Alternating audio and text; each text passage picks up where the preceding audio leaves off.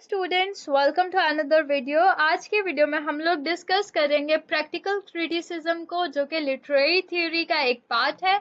इसको इंट्रोड्यूस कराने वाले थे I.A. रिचर्ड। प्रैक्टिकल का तो सबको ही पता होगा कि प्रैक्टिकल क्या चीज होती है। वो चीज जो कि हम करें, खुद से करें, जो कि हमारे सामने हो, ठीक है। और क्रिटिसिज्म क्या होता है? क्रिटिसिज्म किसी भी लिटरेरी वर्क के नेगेटिव और पॉजिटिव पॉइंट्स को निकालना और उसके ऊपर अपना पॉइंट ऑफ व्यू देना, उसको हम क्रिटिसिज्म बोलते हैं।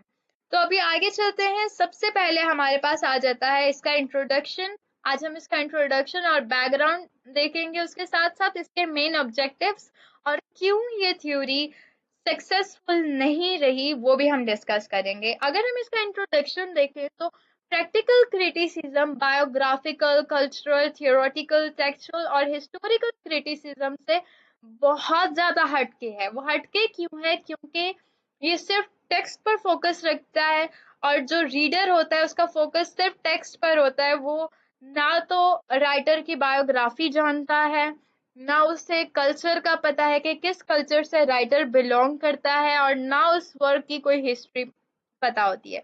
यानी कि हर चीज से हटकर सिर्फ जो रीडर का फोकस है वो सिर्फ टेक्स्ट पर होता है, लिटरेरी टेक्स्ट पर। उसके स्ट्रक्चर के बेस पर वो उसका एनालिसिस करता है कि इसमें जो हमारे पास राइटर है वो क्या बताना चाह रहा है, हालांकि रीडर को राइटर का नहीं पता होता है इसमें।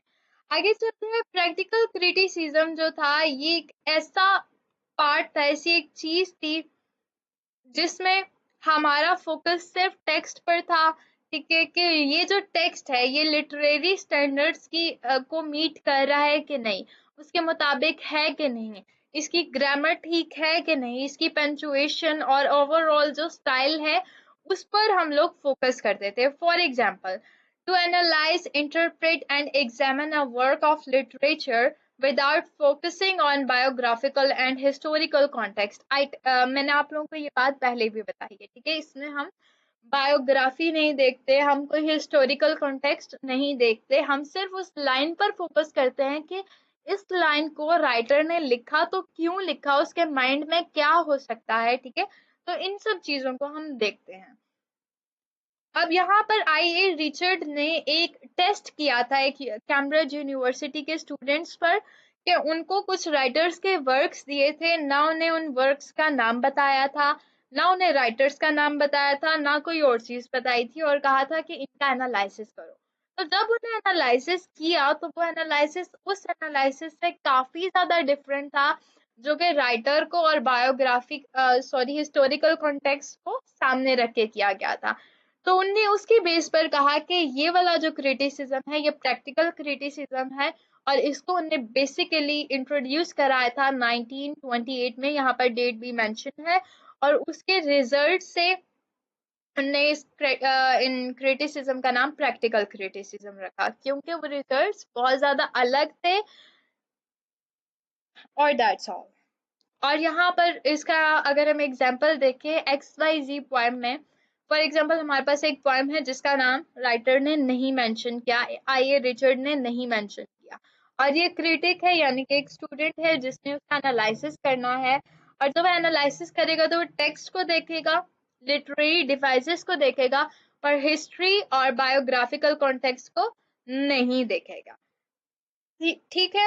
और इसके मेन ऑब्जेक्टिव्स जो थे वो ये थे कि वो स्टूडेंट्स को इनकरेज करें कि वो सिर्फ वर्ड्स पर कंसंट्रेट करें जो कि उस पेज पर मेंशन है, और इसकी वजह से उन्होंने एक न्यू टेक्निक यानी कि प्रैक्टिकल क्रिटिसिज्म को इंट्रोड्यूस किया, और उन्हें सिर्फ लिटरेचर पर फोकस किया बजाय किसी और चीज को, जो कि इररेलेवेंट भी काफी हद तक थी।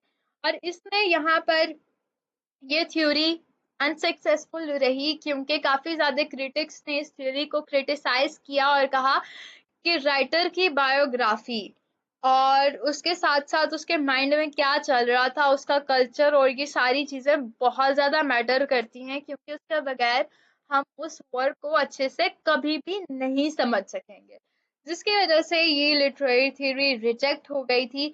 लेकिन इसकी अपनी जगह है, इसकी अपनी वैल्यू है और दैट्स ऑल।